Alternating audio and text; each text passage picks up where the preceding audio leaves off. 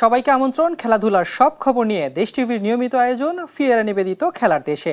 সপ্তাহে 7 দিন ঠিক এই সময়ে আমরা আপনাদের জানাই দেশ বিদেশের খেলাধুলার নানা খবর। আর আজকের আয়োজনের পুরোটা সময় আপনাদের সাথে থাকবো আমি আহমেদ নাহিদ।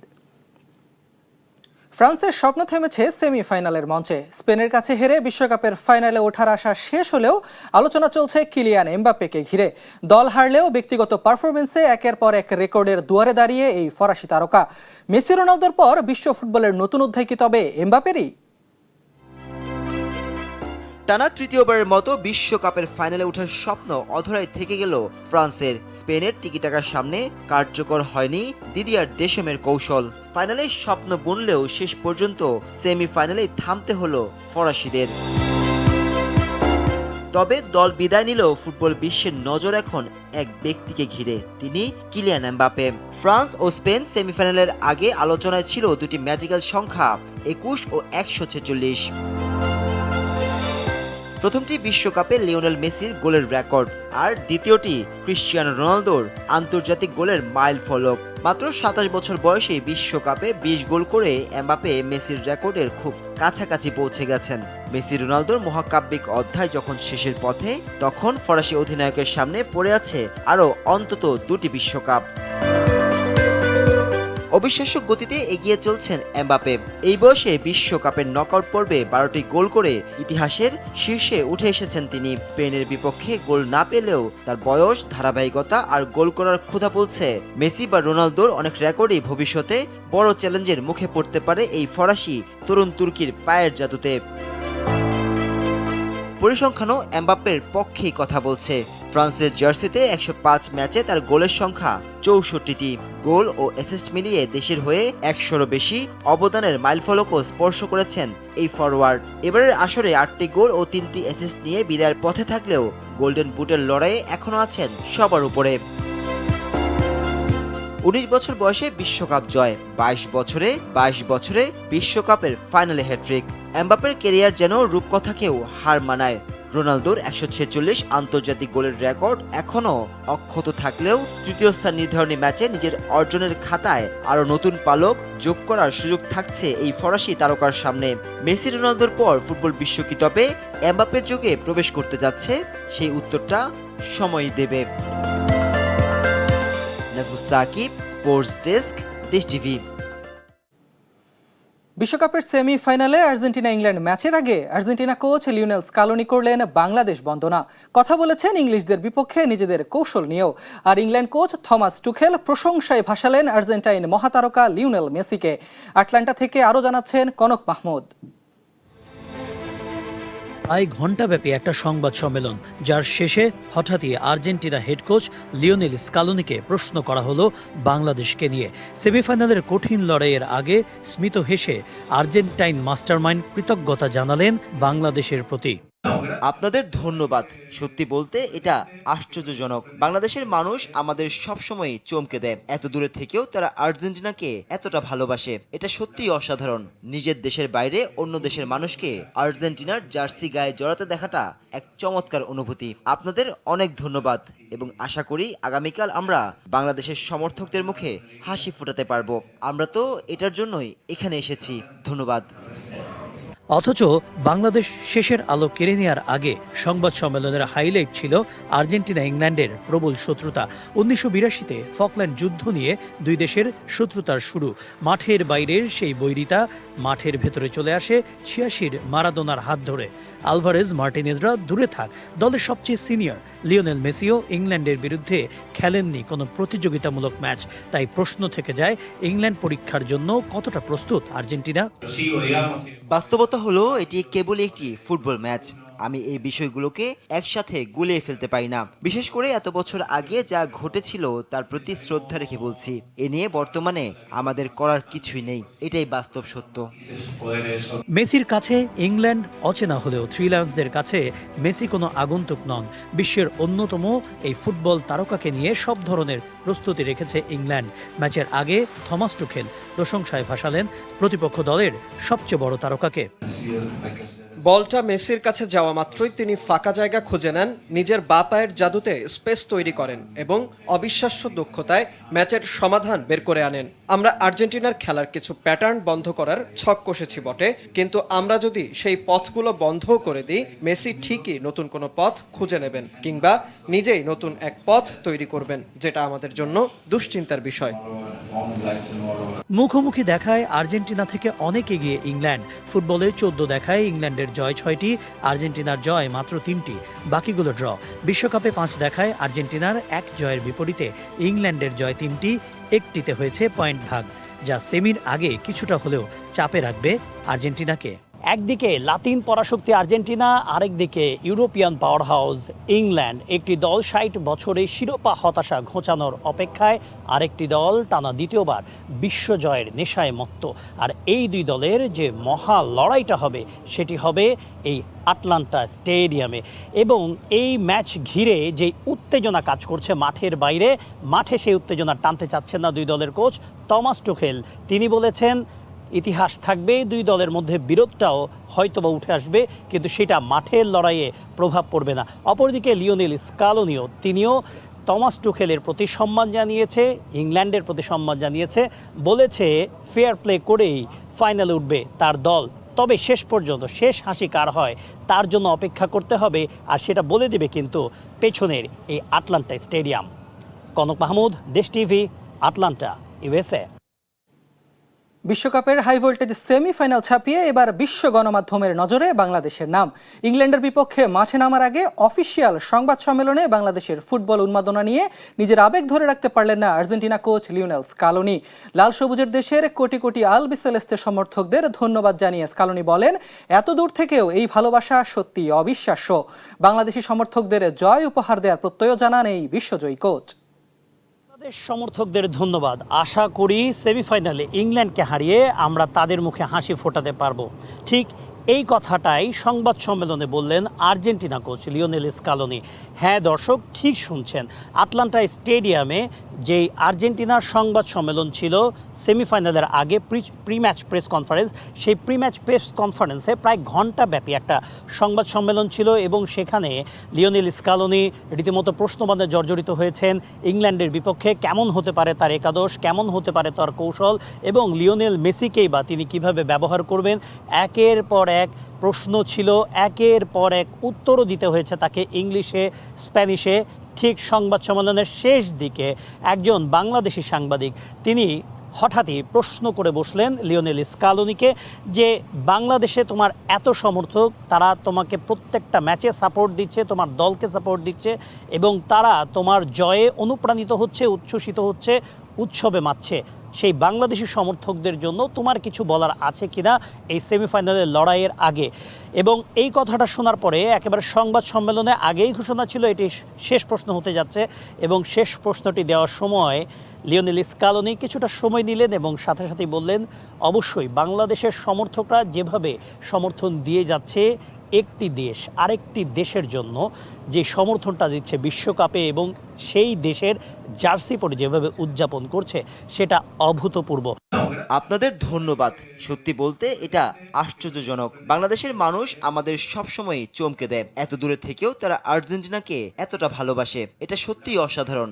নিজের দেশের বাইরে অন্য দেশের মানুষকে আর্জেন্টিনার জার্সি গায়ে জড়াতে দেখাটা এক চমৎকার অনুভূতি। আপনাদের অনেক ধন্যবাদ এবং আশা করি আগামীকাল আমরা বাংলাদেশের সমর্থকদের মুখে হাসি ফোটাতে পারবো।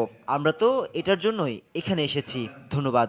দর্শক, আর্জেন্টিনা কোচের কথা তো শুনলেন এবং তিনি যেটা বললেন এটা বলেই কিন্তু তিনি একটা খুব মিষ্টি হাসি দিয়ে তিনি উঠে গেলেন এবং একই সাথে একটা বার্তা দিয়ে দিলেন, আর্জেন্টিনা এবং বাংলাদেশ এখন প্রায় মিলেমিশে একাকার হয়ে গেছে। বাংলাদেশের মানুষদের প্রতি যেভাবে কৃতজ্ঞতা জানিয়েছেন, এটা অবশ্যই বাংলাদেশের মানুষকে অনুপ্রাণিত করবে, বাংলাদেশের সমর্থকদের অনুপ্রাণিত করবে এবং তারা হয়তোবা এই যে সেমিফাইনাল, ফাইনাল, সেই ম্যাচগুলোতেও তারা আর্জেন্টিনার পাশে থাকবে। এখন আর্জেন্টিনার পালা মাঠের লড়াইয়ে সেই সমর্থনের প্রতিদান রাখা। কনক মাহমুদ, দেশ টিভি, আটলান্টা স্টেডিয়াম, ইউএসএ। দেশ টিভি অফিস পরিদর্শন করেছেন বাংলাদেশে নিযুক্ত আর্জেন্টিনার রাষ্ট্রদূত মার্সেলো কার্লোস সেসা। বুধবার সকালে তিনি দেশ টিভি ভবনে পৌঁছালে তাকে ফুল দিয়ে উষ্ণ অভ্যর্থনা জানান প্রতিষ্ঠানটির ঊর্ধ্বতন কর্তৃপক্ষ। পরিদর্শনকালে এদেশের আর্জেন্টাইন সমর্থকদের ফুটবল উন্মাদনার ভূয়সী প্রশংসা করেন রাষ্ট্রদূত। এ সময় তিনি আরও বলেন, আর্জেন্টিনাকে ঘিরে বাংলাদেশের মানুষের যে ভালোবাসা তা নজর কেড়েছে খোদ আলবিসেলেস্তেদেরও। এ সময় দেশের বিশ্ববিদ্যালয়গুলোতে জায়ান্ট স্ক্রিনে খেলা দেখাকে কেন্দ্র করে তরুণদের যে অভূতপূর্ব ফুটবল উন্মাদনা তা দারুণভাবে তাকে আপ্লুত করেছে বলে জানান রাষ্ট্রদূত। বাংলাদেশ ও আর্জেন্টিনার এই অভিন্ন ভালোবাসার সম্পর্ক আগামীতে আরও সুদৃঢ় হবে বলেও আশাবাদ ব্যক্ত করেন মার্সেলো কার্লোস সেসা।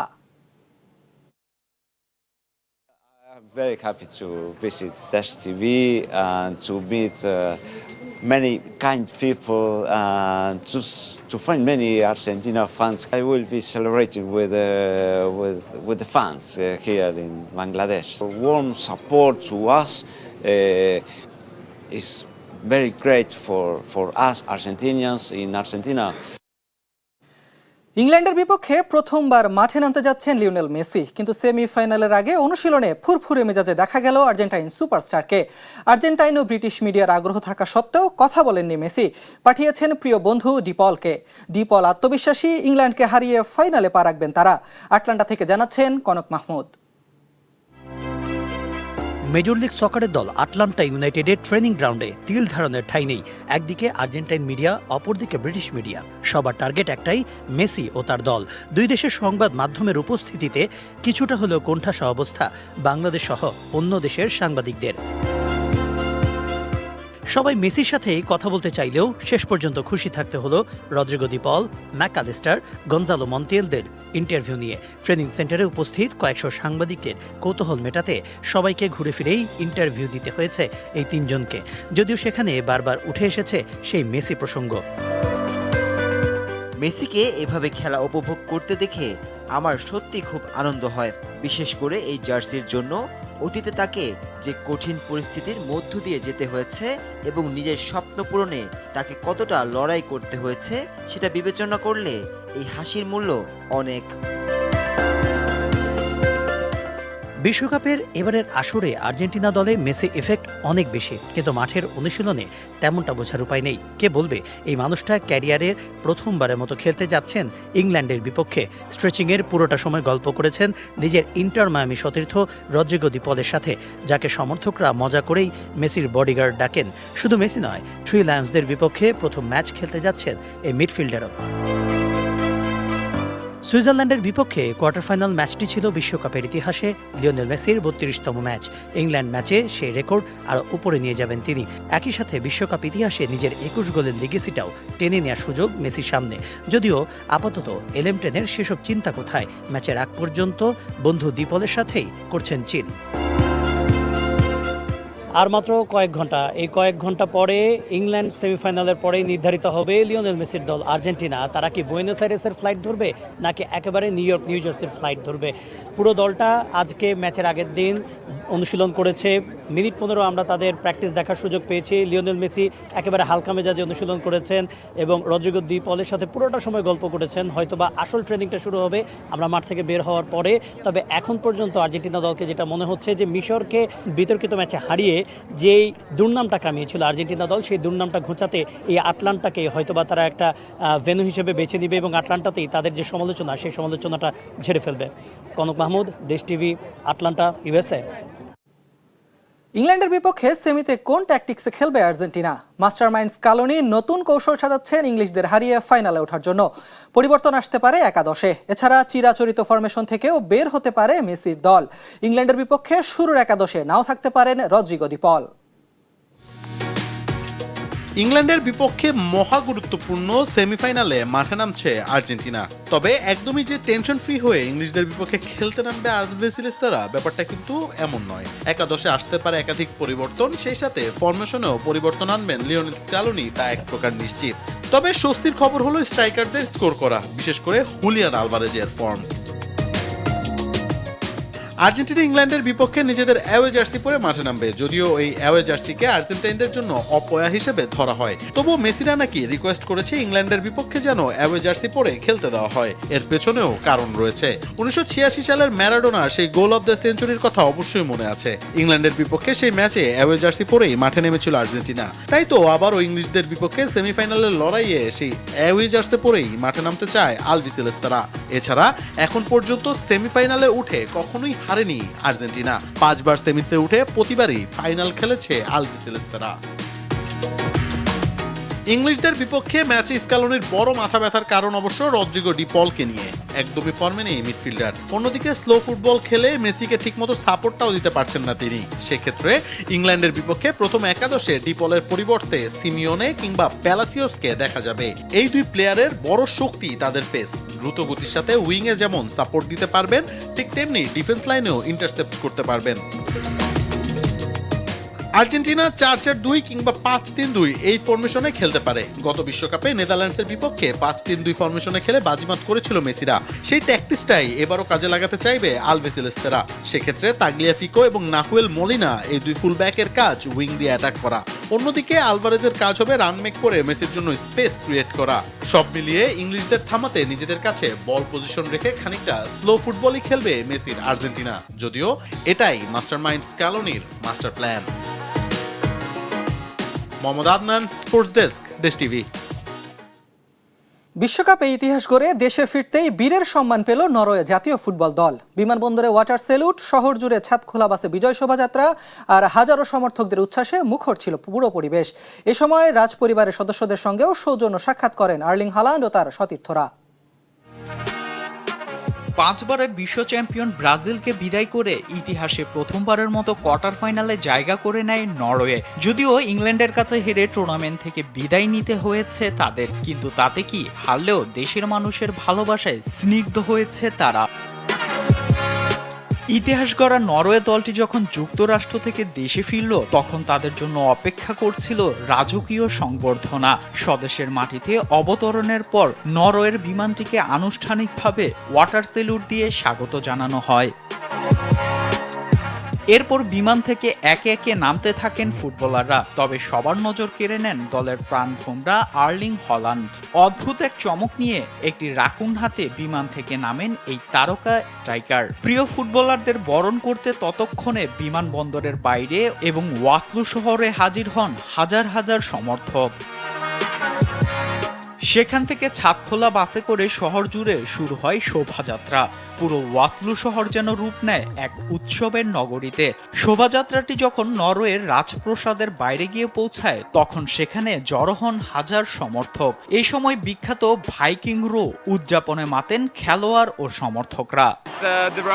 এটা আমাদের কল্পনার অনেক বাইরে। আমি কখনোই ভাবিনি এমন কিছু হবে। তাই আমার মনে হয় নরওয়ে জাতীয় দলকে সবাই সম্মান জানানো উচিত। তারা পুরো টুর্নামেন্ট জুড়ে অসাধারণ পারফরমেন্স করেছে। এই যাত্রায় অংশ হতে পেরে আমি ভীষণ গর্বিত। আমি স্পেনের সমর্থক। নরওয়ের সমর্থকরা সবসময় আমাদের পাশে ছিলেন, তাই পুরো বিষয়টি সত্যিই অসাধারণ, অবিশ্বাস্য এক অনুভূতি।